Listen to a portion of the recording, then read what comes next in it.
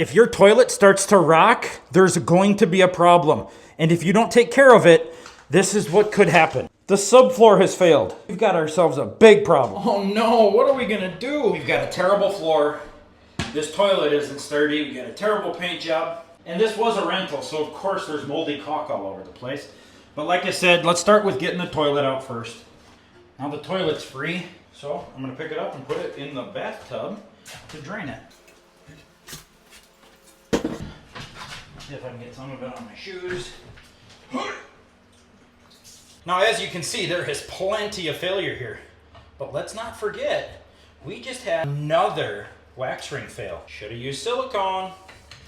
Those new silicone wax rings there's the ticket. I haven't had one leak yet. What do we got? 1, 2, 3. We got 3 flanges on here. Why not? In addition to the wax ring failing, the subfloor has partially failed. Obviously that trim has failed, but so has this shutoff. We're going to replace that, and you know what we're replacing it with. How bad has it failed? Well, it's not good. I'll tell you that. We're going to put that vinyl back on top of that toilet flange so we don't lose anything in there. I was definitely not prepared for this job when I woke up this morning. For one, I didn't bring a big enough hammer. Got to remember that the saying says, it's going to look worse before it gets better. And to think it's not even bad yet. Man, and it doesn't help that this piece of trim is kicking my ass. And why wouldn't half the wall come with it? Good Lord. It's only logical to take out this as well. We don't need the vanity in here right now for this. Of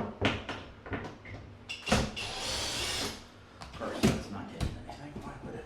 I don't suppose that's actually... Of course, that one's hitting something, and I can't even get to it. Come on. I'm going to have to use a screwdriver. That's stupid. As you see, somebody just butchered it in right there. Well, those were not social media approved words to get that out of there.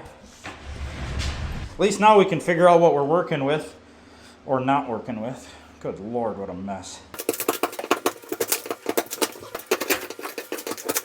Yeah, so the toilet has ruined the subfloor and the original hardwood floor that was in here.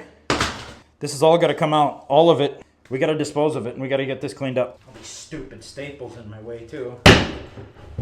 Up until this very moment, I had no idea how difficult it was to take out hardwood floor. Not only does it suck to install, it's also a pain to remove.